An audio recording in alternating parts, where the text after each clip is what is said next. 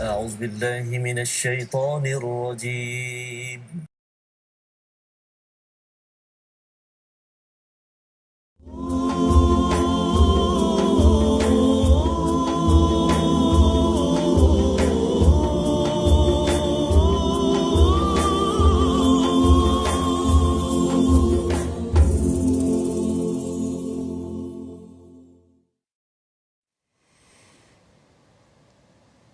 أعوذ بالله من الشيطان الرجيم.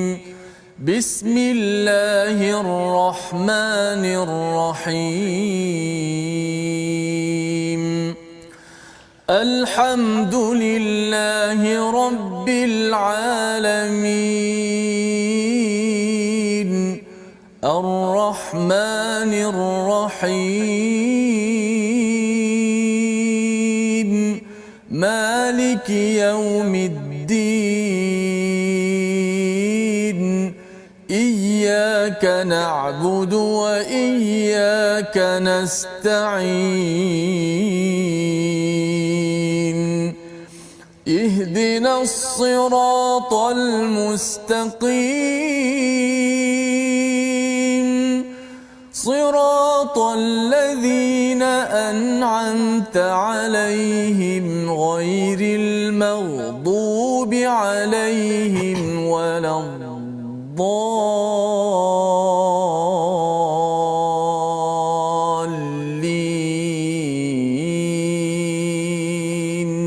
آمين.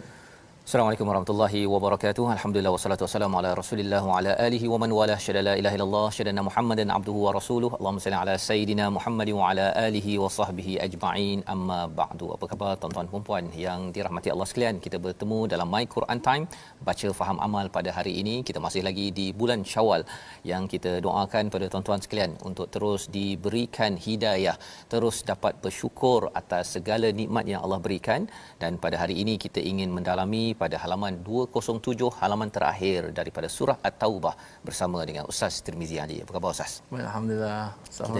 Alhamdulillah Ustaz ya, kita di halaman terakhir hari ini Ustaz ni. Apa perasaan Ustaz bila dah habis 9 surah setakat ini? Insya-Allah saya dihidangkan masya-Allah ataupun diperdengarkan oleh Ustaz Faz bagaimana dengan nama surah At-Taubah itu sangat banyak perkataan taubat disebut dalam surah At-Taubah, sehingga pelik. Sebab tu Allah tidak pelik kalau kita banyak dosa, tapi Allah pelik kalau kenapa kita tidak mau bertaubat. Maka itulah saya rasa surah ini memang mengajak kepada kita semua untuk banyakkan taubat kepada Allah, kerana dengan taubat itu jiwa kita akan bersih, hati kita akan bersih, dan Allah Taala akan sayang orang-orang yang bertaubat. InsyaAllah ya, itu adalah pelajaran ya tentang surah At-Taubah ini, surah yang satu-satunya tidak ada bismillah Ustaz ya. Surah yang memang istilahnya tegas daripada Allah, tetapi dalam masa yang sama yang ditegaskan itu adalah taubat.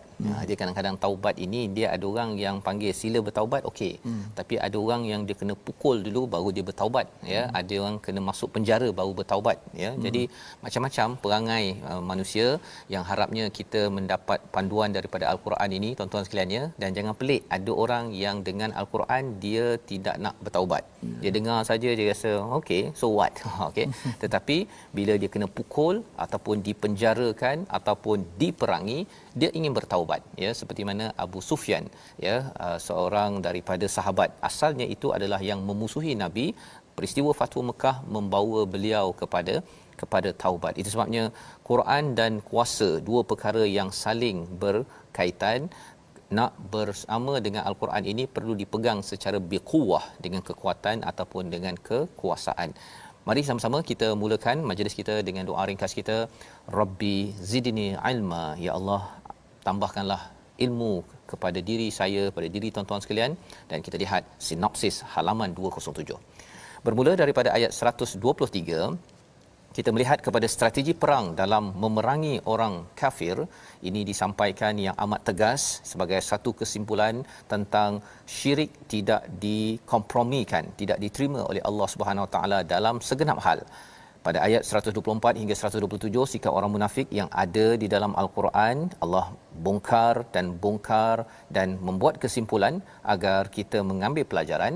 dan sifat Nabi Muhammad yang sangat mencintai umatnya, ya, pada ayat 128 hingga ayat terakhir sebagai satu tanda.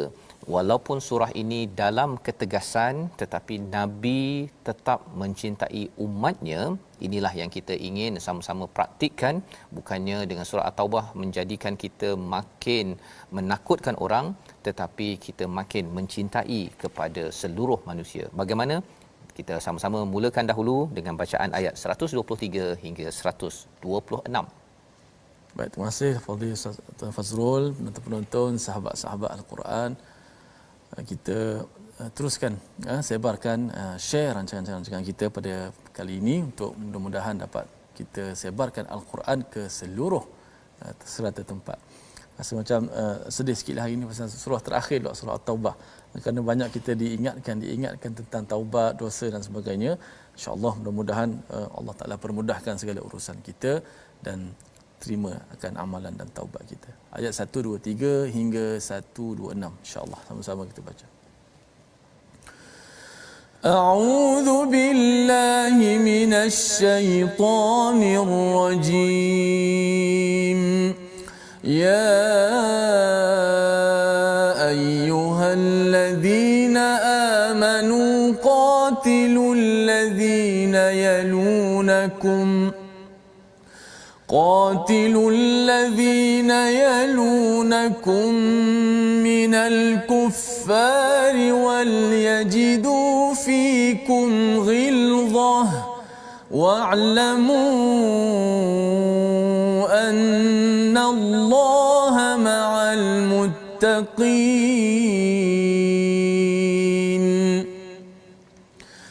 وإذا ما سورة فمنهم من يقول أيكم زادته هذه إيمانا فأما الذين آمنوا فزادتهم إيمانا وهم يستبشرون وأما الذين في قلوبهم مرض فزادتهم رجسا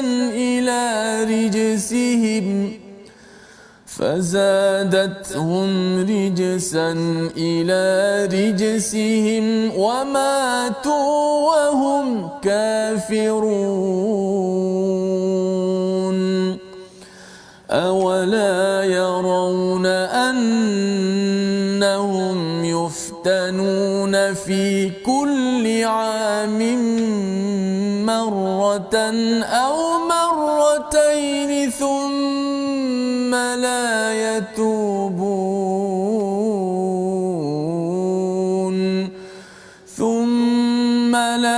يتوبون ولا هم يذكرون.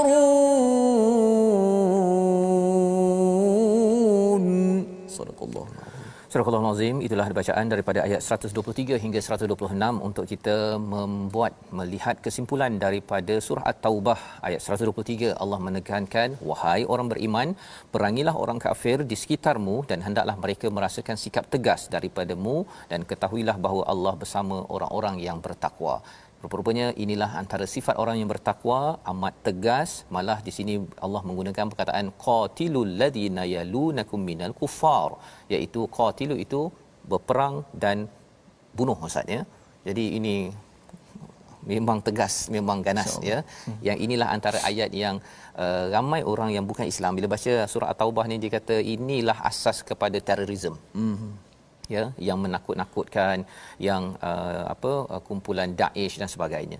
Tetapi apakah maksud daripada ayat ini? Tuan-tuan, kita kena faham bahawa surah ini turun selepas peristiwa Fathu Mekah dan selepas perang Tabuk. Maksudnya ini adalah di hujung perjuangan kehidupan Nabi sallallahu alaihi wasallam. Dan apakah yang kita nampak seperti yang ada di depan ini, iaitu wahai orang-orang beriman, perangilah mereka di sekitar kamu. Yalunakum itu di sekitar kamu daripada perkataan layyin, lain ini maksudnya orang-orang yang memang lembut rapat dengan kita ustaz ya.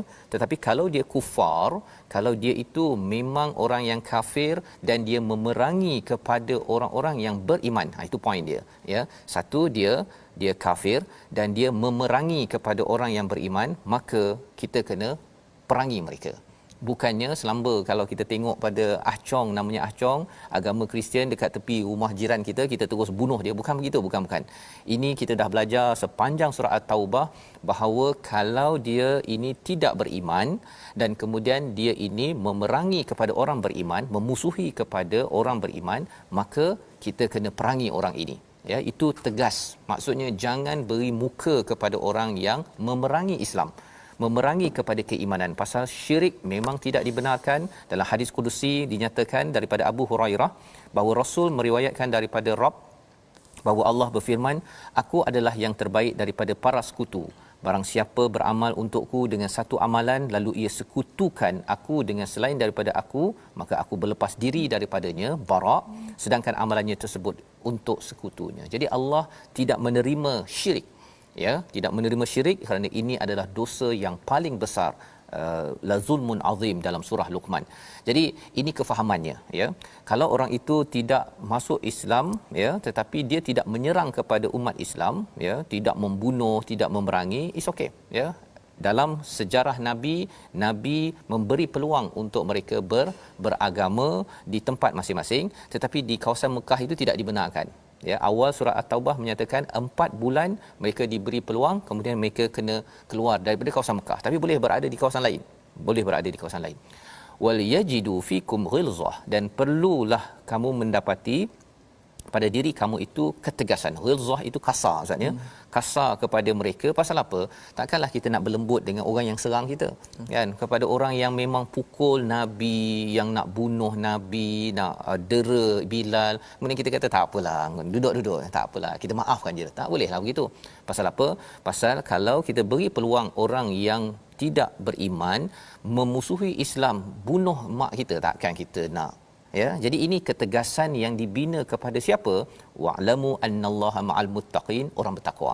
Orang bertakwa ada masa dia lembut, tapi kalau waktu dia rasa dia tak puas hati, kan, kerana ikut kepada perkataan Allah simpulkan pada ayat 1 2 3. Jadi ini nak menjelaskan kepada yang bukan Islam, ya, bahawa kalau katakan ayat ini adakah saya ni akan dibunuh kalau saya ini tetap berada dalam agama bukan Islam, ya.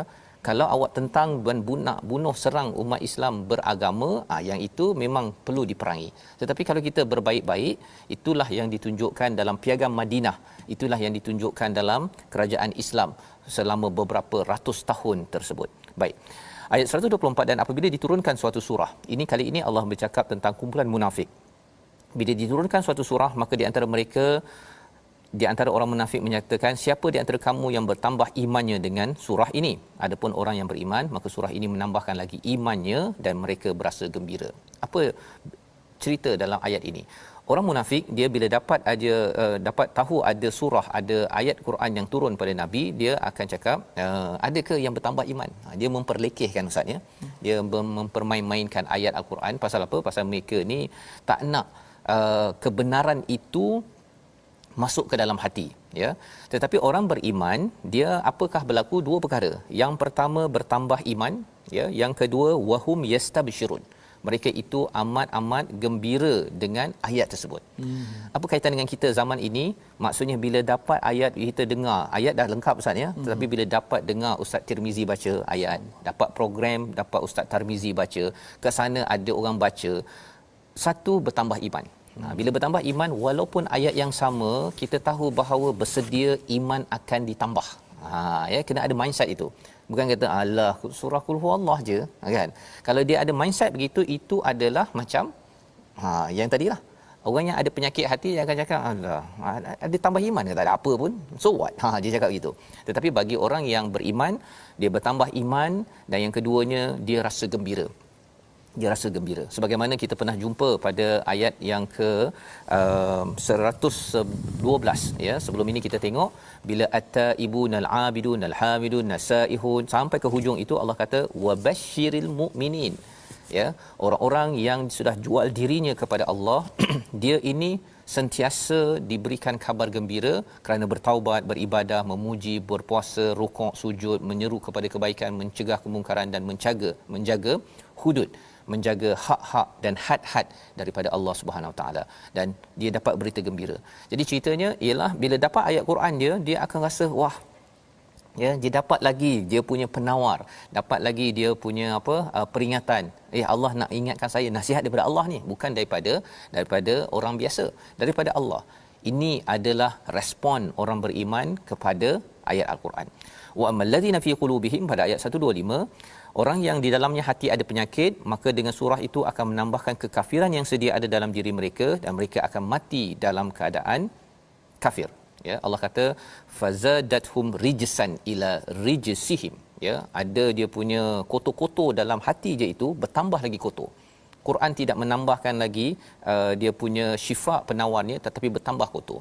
Macam mana boleh jadi bertambah kotor? Pasal dia mendustakan.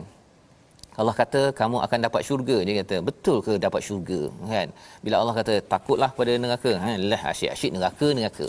Perkataan-perkataan itu kita kena jaga, pasal itu lambang kekotoran. Itu sebabnya kalau ada yang kata bahawa Allah asyik-asyik tazkirah, itu tanda bahawa hati ada penyakit.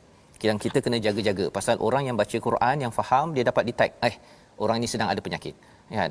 Ataupun asyik nak dengar Quran, dia tak boleh ke buat benda lain, nyanyi sikitlah contohnya. Itu tanda bahawa ada rijsan, ada rijs sebagai kotoran. Kalau dalam surah Maidah itu, kotoran itu dikaitkan dengan arak, azlam, ya, tentang judi. Jadi istilah itu Allah gunakan kepada orang yang tidak mengambil ayat Al-Quran ini sebagai sumber tambah iman dan sumber kegembiraan.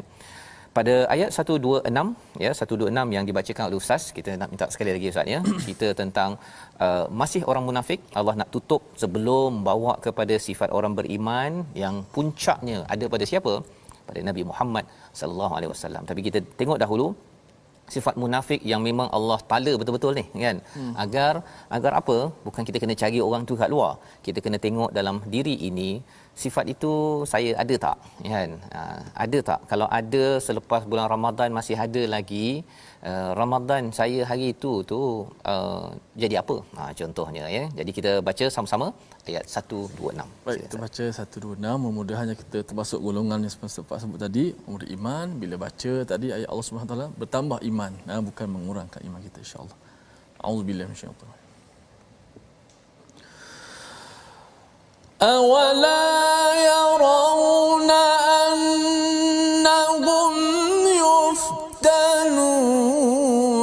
فِي كُلِّ عَامٍ مَّرَّةً أَوْ مَرَّتَيْنِ ثُمَّ لَا يَتُوبُونَ وَلَا هُمْ يَذْكَرُونَ.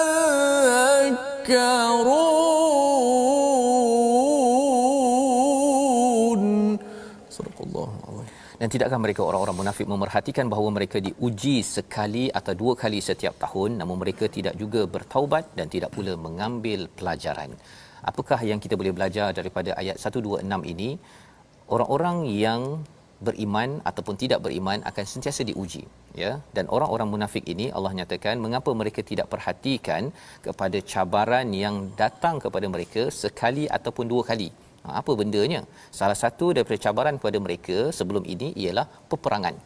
Peperangan adalah puncak kepada suatu ujian selain daripada keperitan-keperitan dalam hidup kita. Itu sebabnya Ustaz, ya, sebenarnya kalau kita tak ada perang, sebenarnya dalam perjuangan hidup kita, dalam keluarga, dia sekali-sekala dalam setahun tu mesti ada dia punya yang gelora. Tak kena gelora. Ya, gelora. Jadi bagi orang yang beriman, bila ada gelora itu, dia tahu bahawa dia nak bertaubat dan dia nak mengambil peringatan daripada Allah SWT. Dia nak kembali, pasal ya Allah, mungkin aku ni dah 6 bulan ini semayang dah makin lambat, kan? Ataupun saya rasakan selepas 6 bulan ini, ya, saya punya Quran dah makin kurang.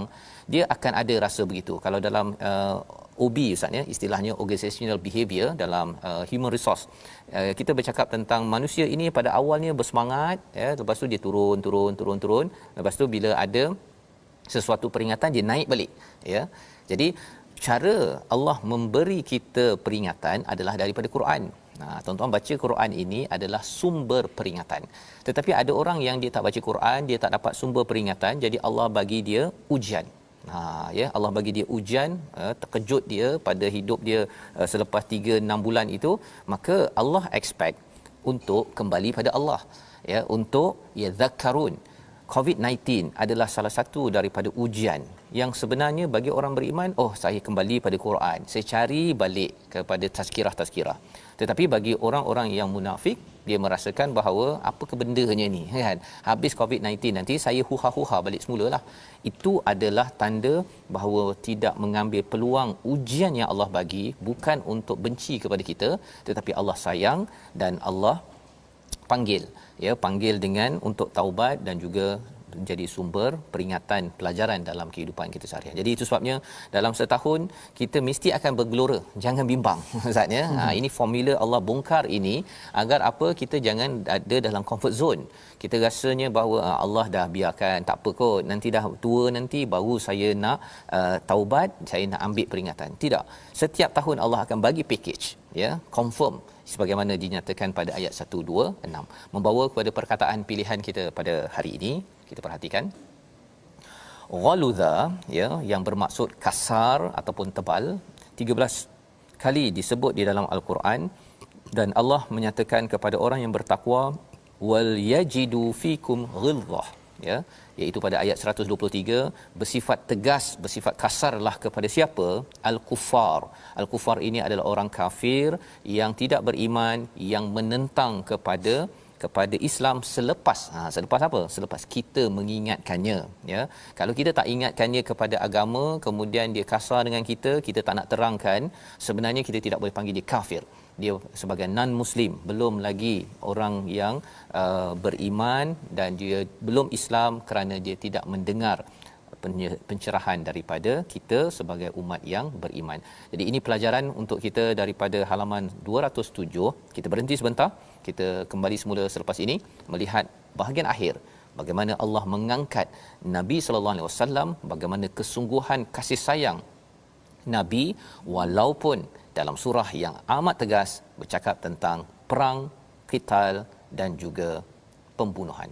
Kita kembali semula My Quran Time, baca faham amal insya-Allah. InsyaAllah.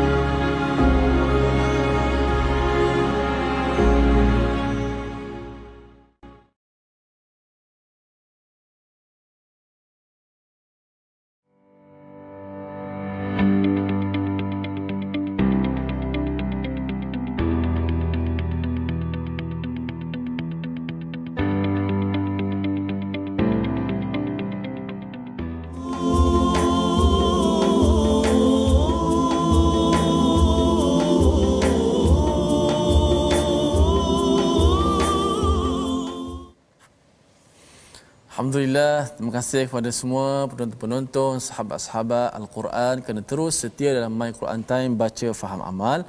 Alhamdulillah, kita dah pada buku surat yang terakhir, surah At-Taubah. Walaupun kita berpisah dengan surah At-Taubah, kita bertemu dengan surah-surah yang lain, kita tak berpisah dengan Al-Quran. Kita berpisah dengan surah saja, jadi kita meneruskan perjalanan Al-Quran kita, dan juga dah begitulah dalam kehidupan kita semua. Semoga apa yang dicerahkan oleh Ustaz Fazrul tadi dapat sama-sama kita hadamkan bersama untuk kita amalkan dalam kehidupan kita, insya-Allah. Baik, tajwid pada kali ini saya ingin merakumkan, maksudnya berkenaan dengan hukum mim sakinah ataupun mim mati. Kita boleh lihat slide kita ini, mana mim sakinah ini dia bila bertemu dengan huruf hijaiyah, dia akan pecah daripada 3 hukum. Kita tengok slide yang kita telah buat seperti gambar rajah supaya kita nampak lebih jelas. Mim mati itu pecahannya, yang pertama ialah ikhfa syafawi, dan yang kedua itu ialah izhar syafawi, dan yang ketiga itu ialah idgham mithlain. Tiga-tiga hukum dah kita belajar. Yang mana ikhfa syafawi ni, saya ulang balik, ikhfa syafawi apabila mim mati bertemu dengan ba, dia kena panjangkan gunnahnya kat situ. Yang kedua, izhar syafawi yang kita dah belajar, bila bertemu dengan huruf selain daripada ba dan mim, maka hendaklah kita baca dengan jelas matinya izhar itu, mim mati tanpa dipanjangkan gunnah tersebut. Dan yang ketiga, idgham mithlain ataupun mutamathilain apabila mim mati bertemu dengan huruf yang sama jenis dengan dia, itu huruf mim, maka juga dibaca dengan dipanjangkan gunnah, disempurnakan gunnah itu. Maka inilah ketiga-tiga hukum yang berkaitan dengan hukum mim mati. Mudah-mudahan bila kita baca Al-Quran, lebih lagi dalam surah Al-Fatihah lah, ada beberapa hukum mim mati. Siratal ladzina an'amta, yang pertama mim temu dengan ta. An'amta alaihim ghairi, mim temu dengan ghain, izhar syafawi lagi. Ghairil maghdubi alaihim waladdallin, mim bertemu dengan waw pula. Maka ada tiga kat situ. Maka sekurang-kurangnya bila kita dah belajar, kita nampak dah macam mana kita nak jelaskan mim mati tu macam mana, dan tidak boleh kita lama-lama kat situ memanjangkan suara gunnah tersebut. Baiklah, sama-sama kita mudah-mudahan dah selamat beramal. Kita nak teruskan lagi. Saya kira ayat yang baki ni cukup besar, memang cukup besarlah menjadi ikhtitam ataupun penutup surah At-Taubah. Sila Zafar. Okey Ustaz, terima kasih ucapkan. Memang kita nak habiskan, insya-Allah kita nak tamatkan surah At-Taubah ini untuk kita mengambil kesimpulan bagaimanakah kita berinteraksi dengan surah At-Taubah ini. Awalnya dengan konsep bara'atu minallahi wa rasulih, iaitu kita berpisah, ya Allah dan Rasul berpisah daripada orang-orang yang musyrik, dan tegas di dalam surah At-Taubah ini kepada mereka yang tidak beriman, yang sudah diingatkan dan menyerang kepada umat Islam. Ya, ada tiga perkara penting untuk kita memahami tentang konsep tauhid yang ada dalam surah At-Taubah ini sendiri. Jadi ada ayat 127, 128, 129. Allah bekalkan kepada kita agar kita jauh daripada sifat orang munafik sebagaimana ayat 127, tetapi kalau boleh kita ikut sunnah Nabi Muhammad sallallahu alaihi wasallam pada ayat 128 dan 129. Silakan Ustaz. A'udzu billahi minasy syaithanir rajim. Wa idza ma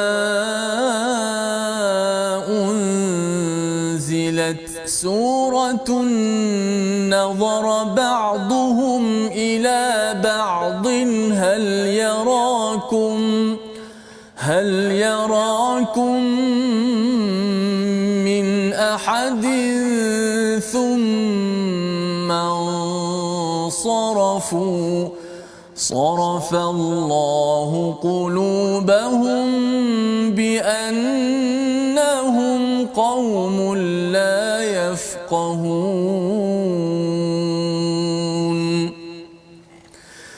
لقد جاءكم رسول من أنفسكم عزيز عليه ما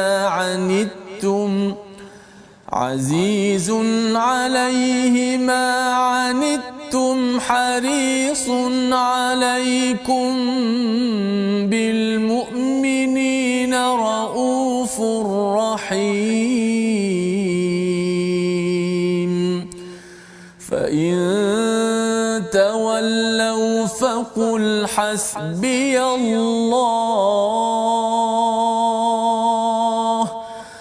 فقل حسبي الله حسبي الله لا إله إلا هو عليه توكلت وهو رب العرش العظيم.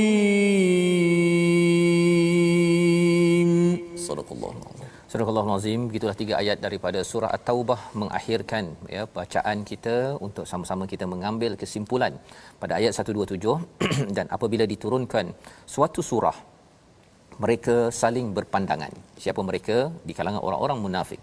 Sesama mereka sambil berkata, adakah seseorang daripada kaum muslimin yang melihat kamu? Setelah itu mereka pun pergi. Allah memalingkan hati mereka disebabkan mereka adalah kaum yang tidak memahami. Inilah sifat orang-orang yang munafik, ya, ataupun orang-orang yang ada masalah hati, iaitu bila turun surah telah dijelaskan tadi, salah satunya ialah dia kata bertambah iman ke? Kan? So what? Pada ayat 124. Pada ayat 127 ini dia kata apa? Dia tanya, ada tak orang lain yang tengok kamu? Ya, pasal apa? Pasal sebenarnya mereka selepas itu buat apa? Sarafu, ya. Thumman sarafu. Mereka menyelinap pergi. Satu dari segi fizikal, tetapi dari segi emosi juga, ya. Bila kita dengar ayat Al-Quran, tuan-tuan sekalian, ya, ia akan menangkap hati kita. Itu yang berlaku, ya. Dia akan menangkap siapa sahaja yang dengar ayat Quran, Islam tak Islam, munafik apa sebagainya, dia akan tangkap hati. Pasal Al-Quran ini dia akan target kepada lapisan pertama namanya sadar, lapisan kedua namanya adalah qalb, lapisan ketiga namanya fuad, lapisan keempat sampai lub, hati nurani yang paling dalam. Maka bila orang munafik dengar, bila dia rasa macam alamak, dia ayat ni cakap pasal kami kita lah, ya, kita kena baikilah. Kesannya apa? Hati ada fitrah itu, dia akan cuba juga untuk menyelinap. Ya, istilahnya thumman sarafu.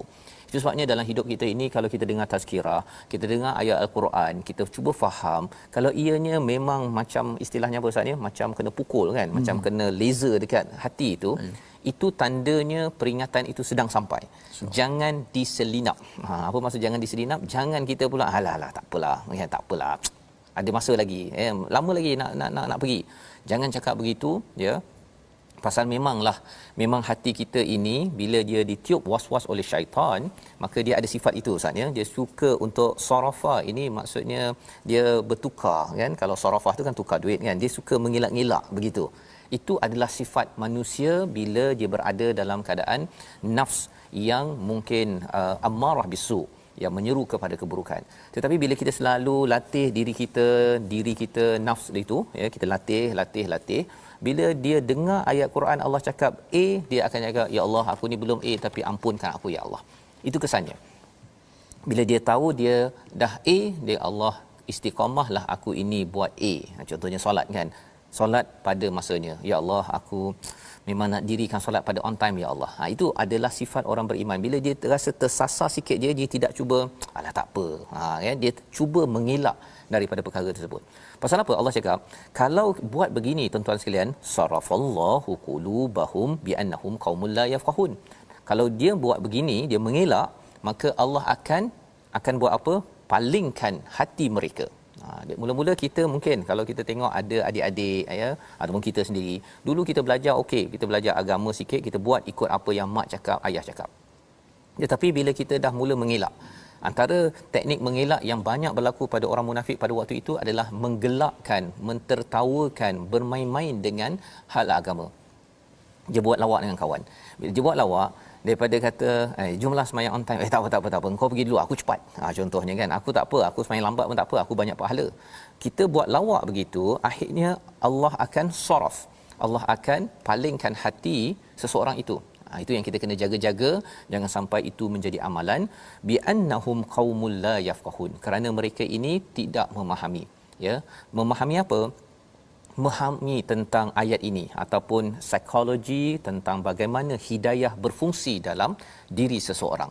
Dan lebih daripada itu, ada yang kata ustaznya, kalau saya pergi ke program-program dengar My Quran Time, nanti saya dengar macam ustaz tu cakap ataupun ayat yang dibaca tu macam dia tala tong kan. Jadi saya tak naklah tahu benda itu, pasal kalau saya tahu nanti banyak perkara yang saya kena baiki. Kalau kita tidak pergi belajar ilmu, kita mengelak daripada belajar ilmu, itu maksudnya kita adalah lebih teruk daripada orang yang belajar tahu tak betul, tetapi dia rasa macam bersalah dan akhirnya baiki elok-elok, ya, berlaiki sikit-sikit. Tetapi kalau ada yang kata bahawa saya tak naklah, kalau dengar Al-Quran ni selalu dengar ceramah ke, nanti saya tahu kelemahan saya yang saya tak ikut, nanti saya akan rasa bersalah.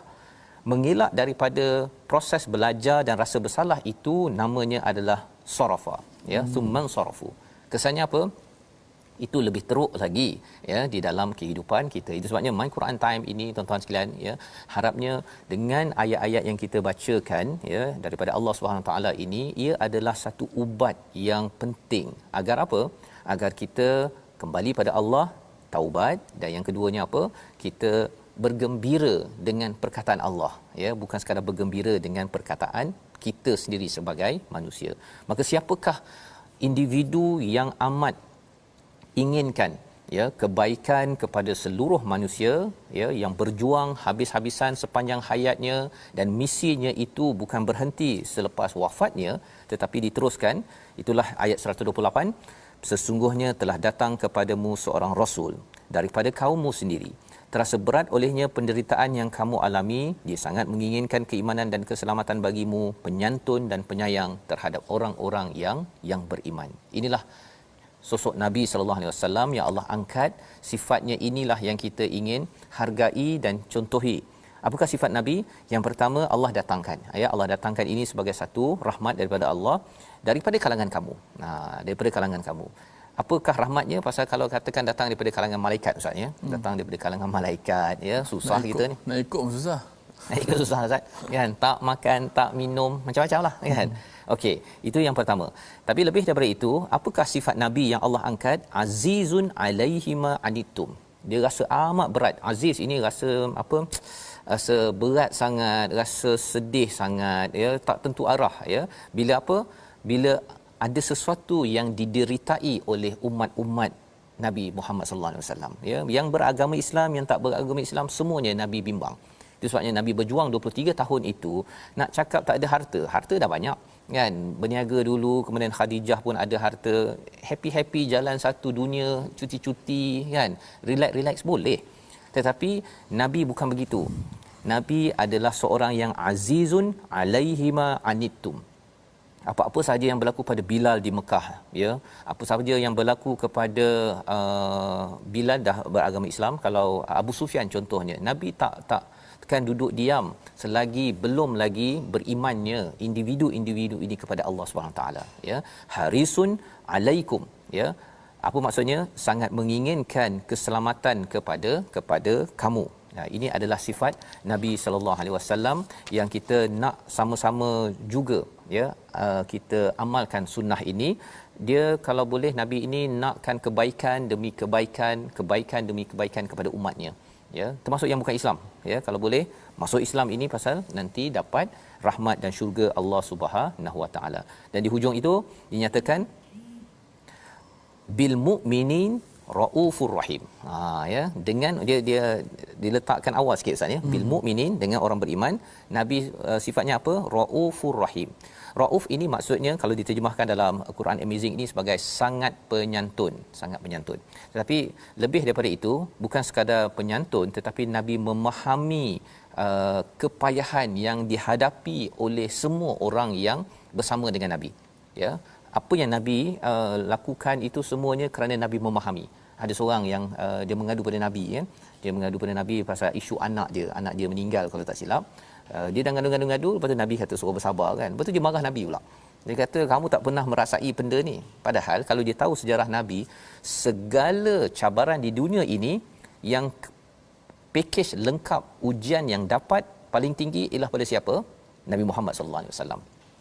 Bab sakit pun dapat kena sihir Ustaz kan. Bab apa? Anak meninggal ada, Ibrahim meninggal. Bab isteri meninggal, bab nak kena bunuh, bab nak ditohmah, digelar sihir, gila, macam-macamlah. Satu dunia punya cabaran yang ada, semuanya sudah kena pada Nabi.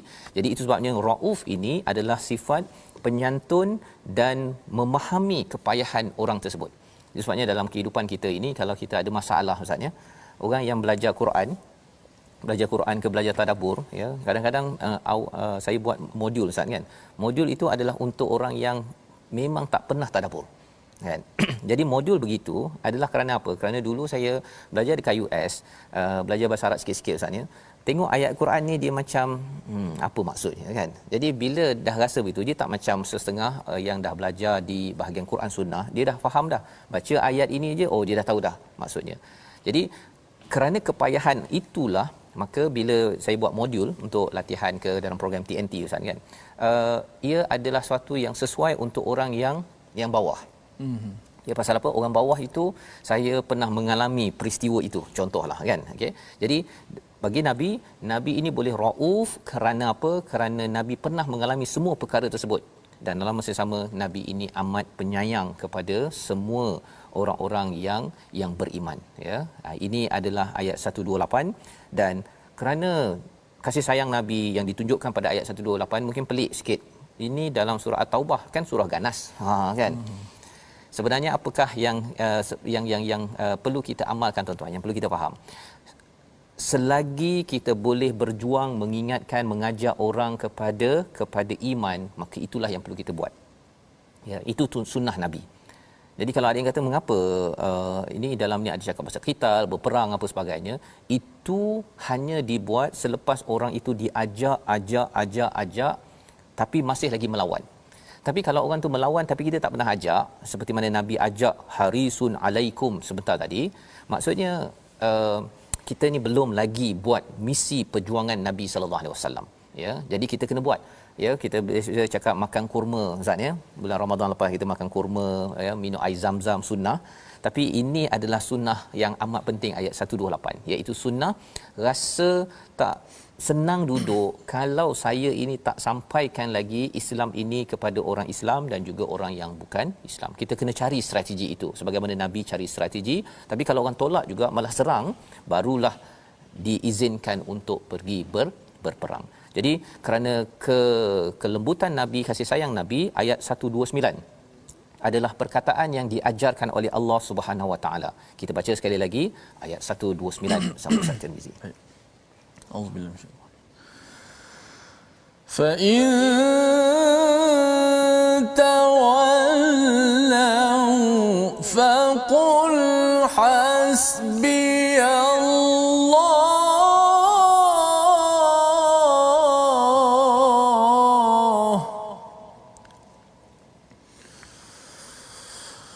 فإن تولوا فقل حسبي الله لا إله إلا هو عليه توكلت وهو رب العرش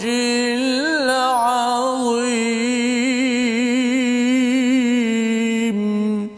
صدق الله العظيم. Surah Al-Azim. Maka jika mereka berpaling daripada keimanan, maka katakanlah, wahai Muhammad, cukuplah Allah bagiku, tiada Tuhan selainnya, hanya kepadanya aku bertawakal, dan dialah Tuhan yang memiliki arasy singgasana yang agung. Apakah perkataan yang diajarkan oleh Allah? Ya, Nabi amat penyayang. Nabi amat penyayang. Dan kerana penyayangnya Nabi ini, Raufur Rahim, memahami, ya, suka nakkan yang terbaik kepada umatnya. Yang belum Islam, masuklah Islam. Yang sudah beragama Islam ini betul-betullah beriman, ya. Maka kerana kelembutan Nabi itu, Nabi memberi apa? Contohnya Ustaz, ya, orang tak nak pergi berperang, tak apalah, tak pergi berperang, kan. Tapi kena tegur dengan Allah, ya. Kemudian apa lagi? Ada beberapa peristiwa dalam peristiwa Badar contohnya, boleh tak dibebaskan? Nabi bebaskan. Pasal Nabi penyayang. Ya, Nabi penyayang. Tapi lepas tu ditegur oleh Allah bahawa kamu tak boleh bebaskan, kamu sepatutnya hancurkan. Jadi teguran-teguran itu kerana apa? Nak mengajar kepada kita. Mengajar apa? Sebenarnya kasih sayang melampaui daripada kebencian kita kepada orang yang tidak beriman ataupun belum sedar tentang kebaikan hidayah kepada Allah Subhanahu taala, ya.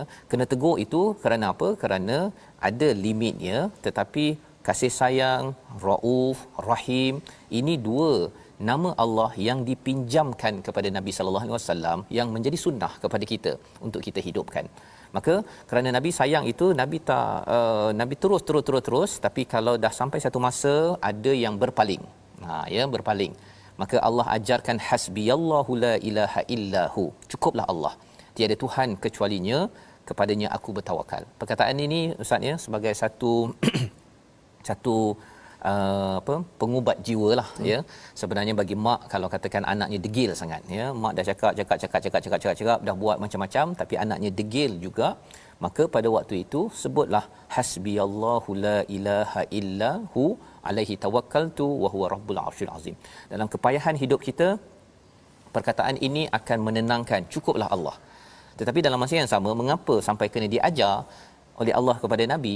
Kerana apa? Kerana dalam hidup Nabi ini, Nabi tak semudah itu cakap hasbiyallahu la ilaha illa hu di halayak ramai ya. Pasal fakul ini cakaplah ya, katakanlah. Pasal kalau kita cakap perkara ini ustaz ya, contohnya anak degil ya, baru kita cakap sekali jom solat, anak tu tak solat lagi, cukuplah Allah, dah mak dah cukup Allah je kan. Apa perasaan ustaz kalau anak dengar mak cakap gitu? Allah. Anak pun kata alamak mak pasal tiba-tiba ni mak kan minta maaf mak kan, anak akan rasa bersalah kan. Tetapi kalau mak berkali-kali dah cakap dan kemudian mak dah rasa tak boleh sangat, maka bercakap perkara ini di khalayak, cakap perkara ini pada sendiri okey, pada setiap masa memang kita kena cakap perkara ini untuk memujuk diri kita. Tetapi cakap perkataan ini pada khalayak ramai, itu melambangkan bahawa dah cukuplah tu. Ya, dan Nabi ketika dalam perjuangan, Allah kata berkatalah perkataan ini kerana apa? Kerana jangan sampai merosakkan diri, kerana sayangkan sangat, kerana amat menyantuni sangat kepada orang-orang di sekitar, santunilah diri sendiri. Membawa kepada resolusi kita pada hari ini, kita sama-sama perhatikan resolusi kita, iaitu sentiasa semak keimanan yang patut meningkat selepas mendengar ayat Allah. Yang kedua, bersihkan hati daripada penyakit yang menyebabkan Al-Quran tidak menjadi penawar. Dan yang ketiga, elakkan daripada mengambil ringan ujian yang melanda untuk kembalikan kita kepada Allah Subhanahu Wa Taala. Inilah situasi yang tuan-tuan boleh saksikan di atas skrin, iaitu kita untung ada Rasul ya. Baginda nakkan kebaikan yang terbaik ya, dan kalau ada yang tak nak, maka cukuplah Allah. Kita bersyukur dengan perjuangan Nabi itu kita dapat Al-Quran, hidayah daripada Allah Subhanahu Wa Taala. Kita berdoa bersama dengan Ustaz Tirmizi. Bismillahirrahmanirrahim. Alhamdulillah wassalatu wassalamu ala Rasulillah. Ya Allah Tuhan kami, jadikanlah Ramadan yang lalu sebagai Ramadan yang terbaik buat kami ya Allah. Ya Allah, pertemukanlah Ramadan yang akan datang pula ya Allah. Kami berazam untuk melakukan lebih baik daripada apa yang kami telah lakukan ya Allah. Ya Allah, jadikanlah Ramadan yang lalu benar-benar mengajar kepada kami erti iman dan takwa yang sebenar ya Allah. Timlah segala amalan-amalan kami, bacaan Al-Quran kami, tadabbur kami, sedekah dan infak kami ya Allah. Qiyam kami, salat tarawih kami dan puasa kami ya Allah. Amin ya rabbal alamin. Walhamdulillah. Amin ya rabbal alamin. Moga-moga Allah menerima taubat dan juga amalan kita pada bulan Ramadan yang lepas dan juga pada bulan Syawal ke hadapan ini, dan kita doa pada Allah SWT kita terus menjalankan misi perjuangan Nabi yang dirakamkan pada ayat 128. Inilah yang kita ingin gerakkan dalam tabung gerakan Al-Quran tuan-tuan, sebagai menyambung mata rantai perjuangan Al-Quran yang dimulakan ataupun diteruskan oleh Nabi sallallahu alaihi wasallam. Tabung gerakan ini adalah untuk kita sama-sama membantu, sama-sama kita menggembling tenaga, kerana Nabi sudah buat yang terbaik ya, dan kita tidak boleh duduk diam. Raufur Rahim itu tanda kesantunan, kasih sayang, empati kita adalah dengan sama-sama menyumbang dan melaksanakan program-program. Dan insya-Allah kita akan bertemu kembali dalam jam 5 petang, pada jam 10 malam dan juga 6 pagi. Rancangan ini dibawakan oleh Mufas yang kita harapkan kita terus berjuang, sensitif kepada apa sahaja perkara dalam hidup ini untuk bersama Al-Quran. My Quran Time, baca, faham, amal insya-Allah.